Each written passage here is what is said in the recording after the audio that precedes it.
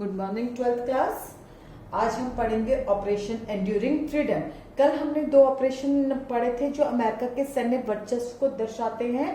पहला operation desert storm जो George Bush senior के नेतृत्व में अमेरिका द्वारा अपनी सैन्य ताकत को दर्शाने के लिए किया गया। दूसरा हमने पढ़ा क्लिंटन के दौर में ऑपरेशन इनफाइनाइट रीच। तीसरा ऑपरेशन जो कि अमेरिका की सैन्य वर्चस्व को फिर से दर्शाता है, ऑपरेशन एंड्यूरिंग फ्रीडम। अब ऑपरेशन एंड्यूरिंग फ्रीडम कब और क्यों किया गया ये हम देखने के लिए देखेंगे 9/11 की एक इंपॉर्टेंट घटना। 2001 में ये घटना घटी। पहले मैं ये बता देती हूँ 9/11 क्या है। अमेरिका में जैसे सपोज आज तारीख क्या है 9 मई, तो अमेरिका में हम लिखेंगे 9/5/2020। लेकिन अमेरिका में ऐसा नहीं लिखा जाता। अमेरिका में पहले मंथ लिखा जाता है, उसके बाद डेट लिखी जाती है। तो अमेरिकन लिखेंगे 5/9/2020। 5 का मतलब महीना। तो इसी तरह जो अमेरिका में ये जो घटना हुई वो सितंबर, 9 का मतलब सितंबर, 9 सितंबर और डेट क्या थी 11 तारीख को 9 सितंबर को ये घटना हुई, राइट। अब इस दौरान 2001 में क्या हुआ, अरब देशों के, कौन से देशों के, अरब देशों के 19 अपहरणकर्ताओं ने अमेरिका के 4 व्यावसायिक विमानों को हाईजैक कर लिया। हाईजैक का मतलब क्या होता है, अपहरण कर लिया। अब इन हाईजैकर्स 19 हाईजैकर्स ने अमेरिका के 4 कमर्शियल प्लेन्स को हाईजैक कर लिया और उन प्लेन्स को अमेरिका के 2 विमान अमेरिका के वर्ल्ड ट्रेड सेंटर, अमेरिका के वर्ल्ड WTC की बिल्डिंग नॉर्थ और साउथ, दोनों जो बिल्डिंग्स है नॉर्थ में और साउथ में, उस पर गिराया गया। तीसरा विमान अमेरिका के रक्षा विभाग पेंटागन पर गिराया गया। तीसरा विमान अमेरिका के रक्षा विभाग पेंटागन पर गिराया गया। और चौथा विमान अमेरिका की संसद, अमेरिका की संसद को क्या कहते हैं, कांग्रेस। जैसे हिंदुस्तान की संसद को पार्लियामेंट कहते हैं, ऐसे अमेरिका की संसद को कांग्रेस कहते हैं। चौथा विमान अमेरिका की संसद पर गिराया जाना था, लेकिन वो वहां नहीं गिरा, बल्कि अमेरिका के एक क्षेत्र पेनिनसिल्वेनिया में एक खेत में जाकर गिरा।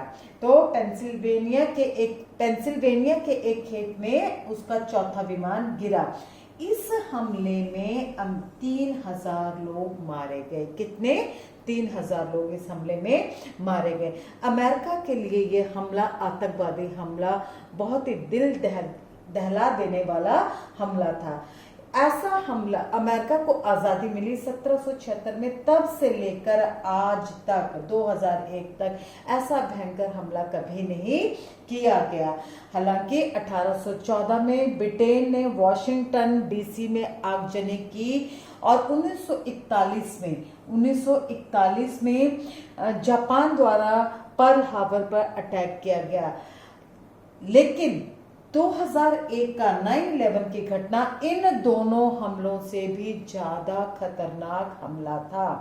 ऐसे में क्या अमेरिका शांत रहा? नहीं। अमेरिका ने पूरे आतंकवाद के विरुद्ध एक विश्वव्यापी युद्ध छेड़ दिया।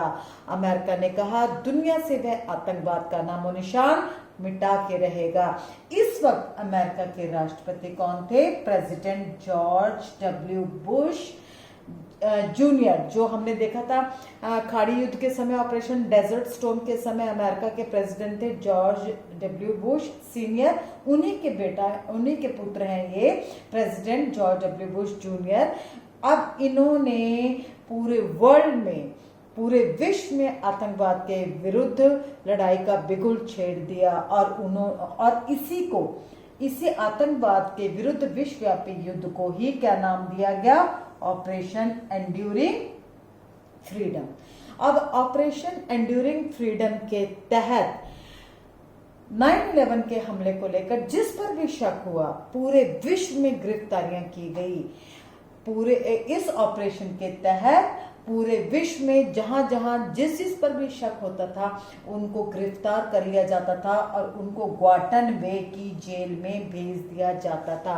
ग्वाटनबे मैक्सिको के पास एक छोटा सा टापू है जो अमेरिका के अंडर आता है। वहां पर परिंदा भी पर नहीं मार सकता। यूएनओ के मानवाधिकार संस्थान कोई भी किसी को भी प्रेस को किसी को भी वहां जाने की परमिशन नहीं है।